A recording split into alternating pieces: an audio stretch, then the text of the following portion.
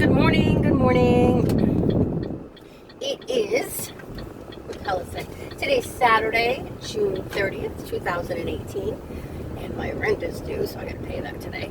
But, so, no workout yesterday.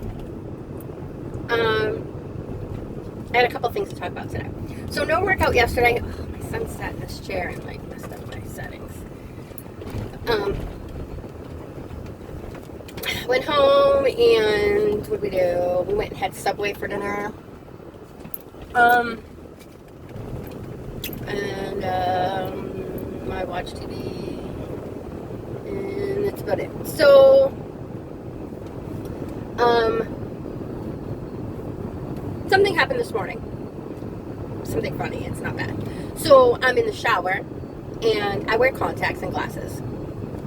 Without the corrective lenses, all I see, if it's not at this level, this distance, all I see is colors and fuzzy shapes. And that's all I see. So I'm in the shower this morning, and I see out of the corner of my eye, I see this black thing moving. So I start to panic. I start to freak out. I'm like, oh my God. My heart's racing, and thoughts go through my mind. What if it's a tick? What if it's a spider? Oh my God. How am I going to get help? Nobody can hear me yelling. I'm in the shower. Everybody's sleeping. Even if I yell, nobody can hear me anyway because they're too far away. And they're sleeping and the doors are closed. And they're men, so they don't really give a two shits anyway. So I'm like, okay, just breathe, Virginia. Just breathe. You got this. You can handle this. Just look really quick and look away. Look quick, look away. So I look down, I look quick, I look away, and it takes me about a second to actually register what I just saw. That's my fucking hair. Okay, so, no big deal. Whatever. So that was my exciting morning, my adrenaline rush of the morning. I'm on my way to go strawberry picking. Nobody's going with me because everybody canceled, everybody flaked, fuck them all. I'm going by myself. James wanted to go with me, but I didn't want him to go because I don't want to feel rushed. I don't want to feel like I have to hurry up and do something. I didn't want to do any of that. So I was like, just stay home and I'll go. I don't care. I'll go. So he's home with the boys, with the nephews, and I am on my way to strawberry pick. I'll go strawberry picking, and then I'll come home and we'll go do whatever. I think we're going to go fishing and play some mini golf and maybe batting cages and stuff. So I will do all of that. I'll do this by myself. I don't care. So the next thing I wanted to talk about was parenting. So I read a meme yesterday saying how, it was a video that I saw how this guy was talking about how the millennials, we told our children, the millennials, that they could do anything, they can be anything, they can do this, and da-da-da-da-da-da. And so we basically set them up for failure. In a kind of way, I agree, but I disagree. So I do think anybody can be anything that they want. Anybody can be a doctor, anybody can be a lawyer, anybody can, be a garbage man, anybody can be a clerk at Dunkin' Donuts or at Walmart. Anybody can be anything they want. But realistically, you have to think, are you capable of performing the duties of what you like to do? So I love the law. And I always originally growing up, I wanted to be a police officer because growing up in New York, so many police were corrupt. And so I wanted to be one of the good cops. And then as I got older, I realistically realized that I was not capable of arresting loved ones and family members and friends. So therefore, that's not a good career choice for me. So by middle school, I got away from that. So then I wanted to be the lawyer. I wanted to be able to help those people who could not afford a lawyer. And I wanted, because there's so many people who are convicted or charged or, are done wrong by the system just because they merely cannot afford a good attorney to find those loopholes or help them out.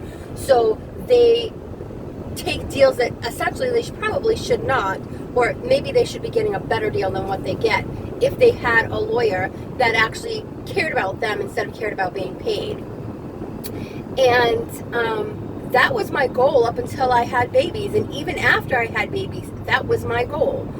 And then realistically, I realized I didn't have the money to fund it, number one, nor did I have the energy or the desire to go to school for another 8 years.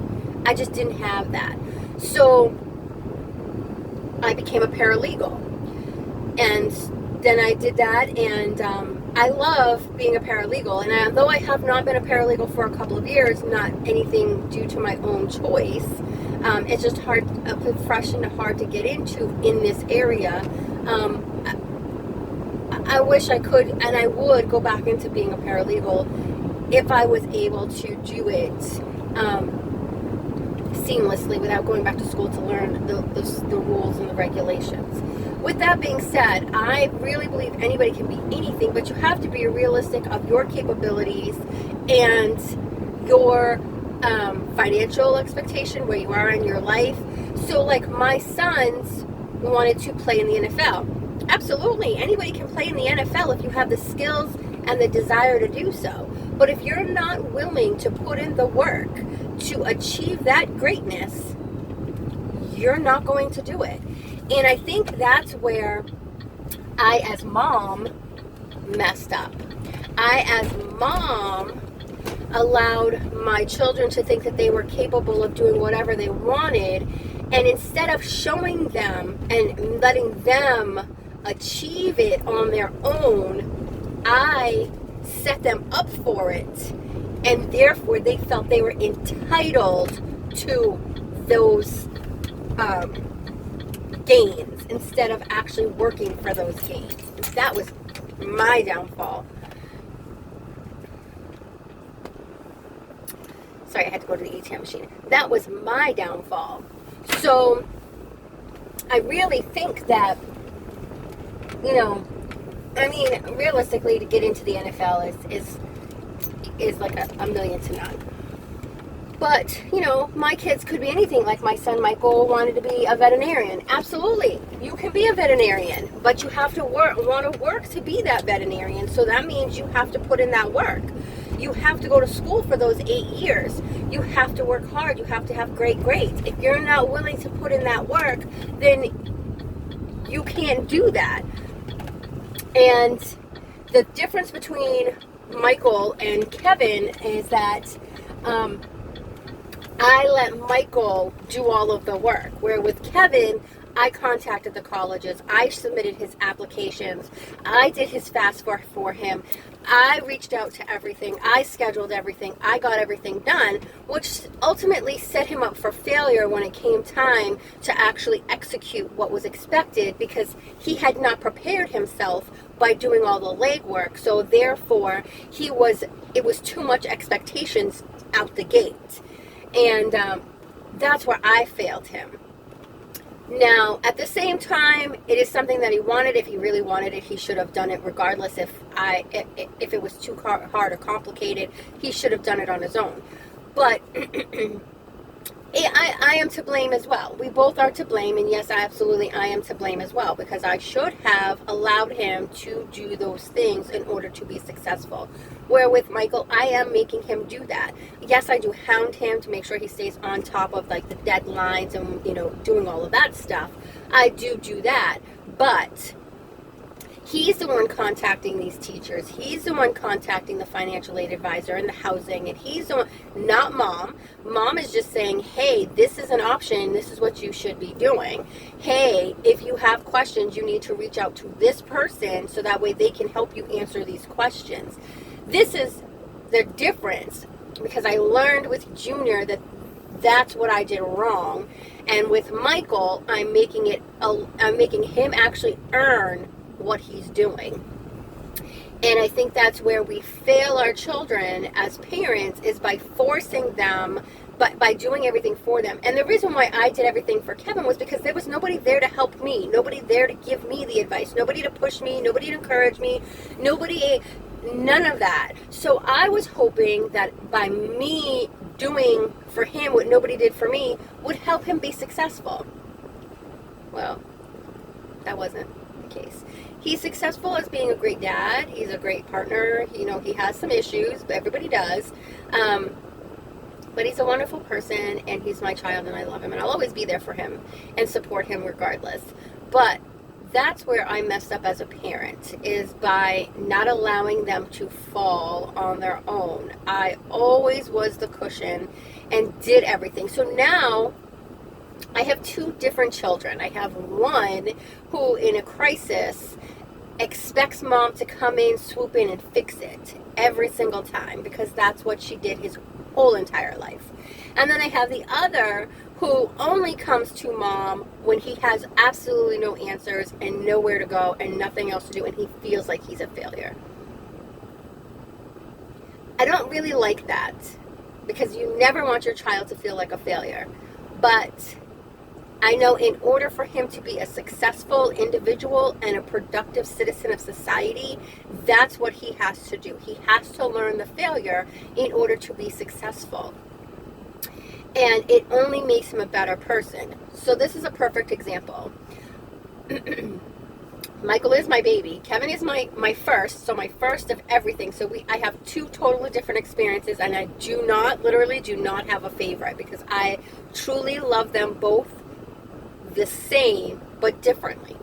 So Michael is my baby, and I've learned from Kevin, but Michael is my baby, so it was hard to let go of certain things.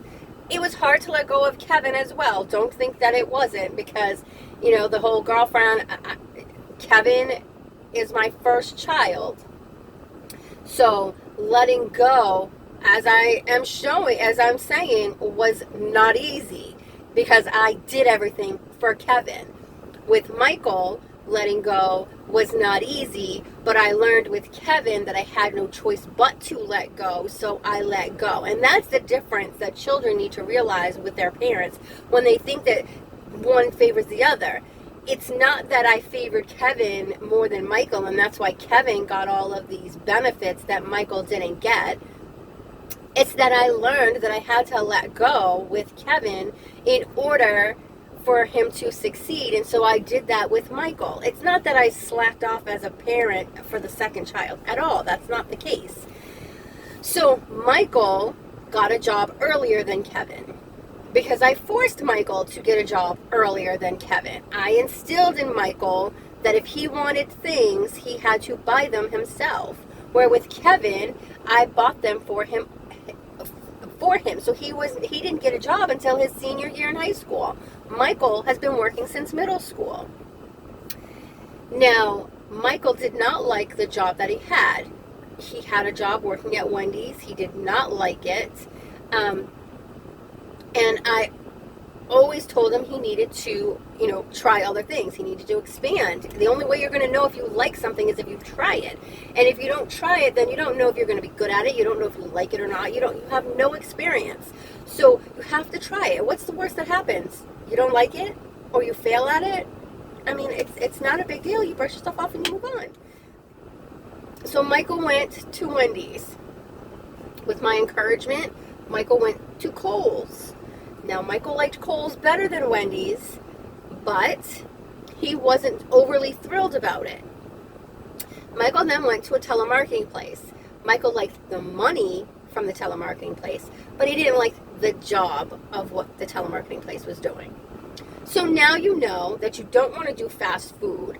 You know you don't really want to do retail. You can do retail, but you're not 100% sold on it. So you know that's an alternative.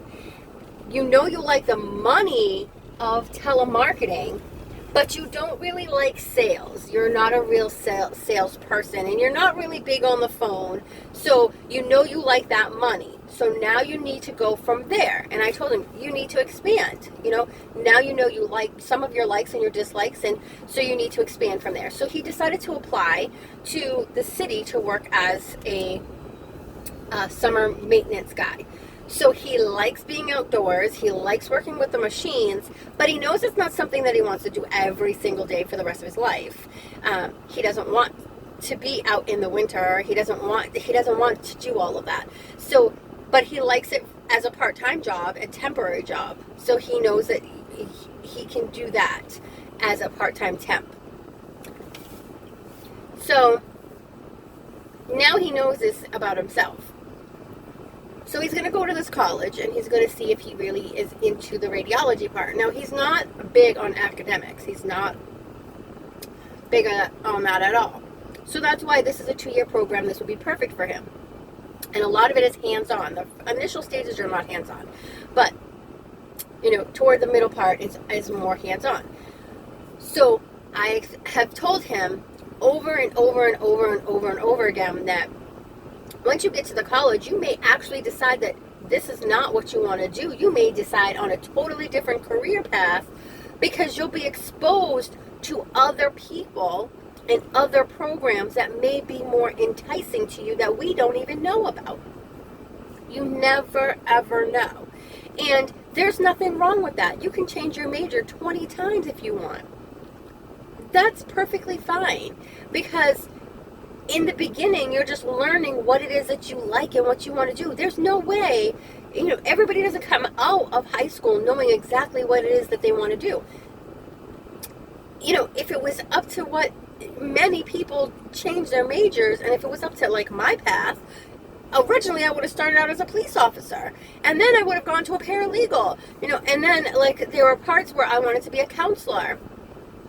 And I'm not meant to be a counselor. I'm good with people. I'm good with helping people. But I am too emotional, too connected. And being a counselor, I would be taking these people into my home, giving them money, helping them out, paying their bills. I'm not meant for that. So those are things that you need to consider when you're being realistic. What we need as a society is we need a guidance counselor to actually know their student, to help them select what's best for them, because they are capable of achieving whatever they want to be, as long as it's a good fit. And we need more of those people in our school systems helping these children decide what is best for them than just brushing them off and saying too bad. My oldest son, somebody told him when he was in school he would have been a good mechanic.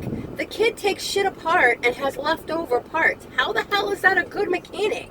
No! Yes, he's good with his hands, but a mechanic is not. So the moral of what I'm trying to say essentially is, as parents, we try the best that we can in providing the best resources and the best capabilities based on what we know and our own experiences. And sometimes we just give a little too much or do a little too much, which and sometimes can help your child actually fail and not be successful. At the same time, the child also needs to take accountability for their own failure and their own decisions, and realize that though things may be a little bit harder for them, they are capable if they really, really want to work hard and achieve whatever it is that they're trying to achieve. And, we need to really start focusing on helping our children be successful in the things that they want to do. I hear so many times parents talking about how kids, especially boys, hate reading, and because they want to read about sports, or they want to read about marine life, or they want to read about computers, or they want to read about anime, or whatever it is that they want to read about, and it doesn't fit within the school's curriculum, the child fails. We really need to open that and broaden that. As long as the subject matter that they are reading is on their level, and they're able to comprehend it, and then use the foundation and the fundamentals of your programming,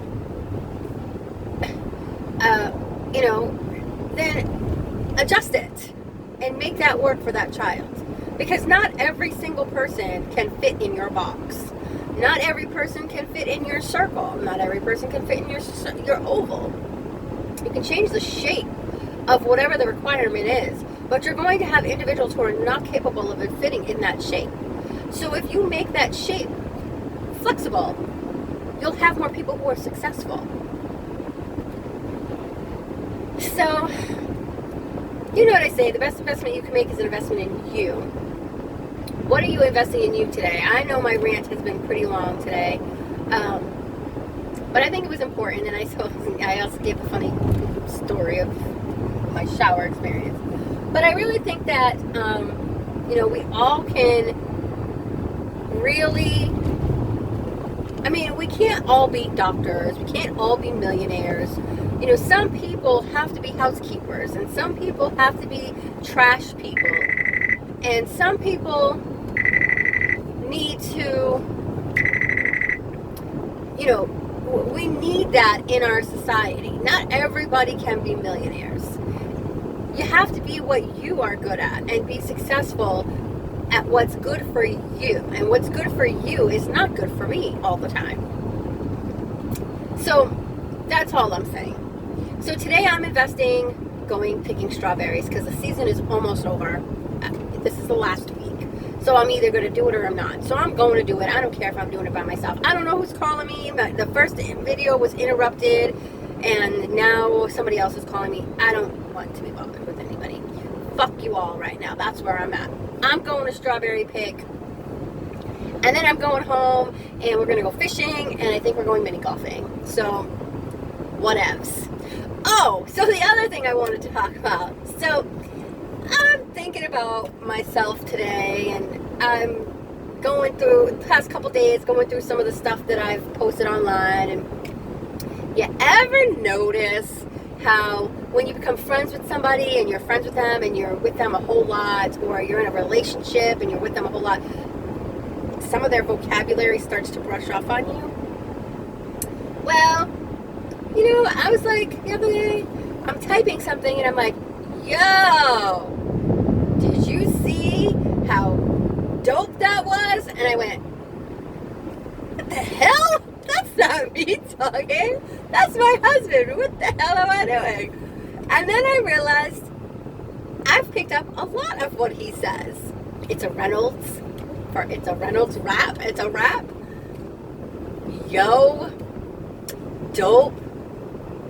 Now, him and I joke back and forth about, you know, I'll be like, yo, you know, joking about how he talks. And he does the same thing with me. For reals? Really? Awesome.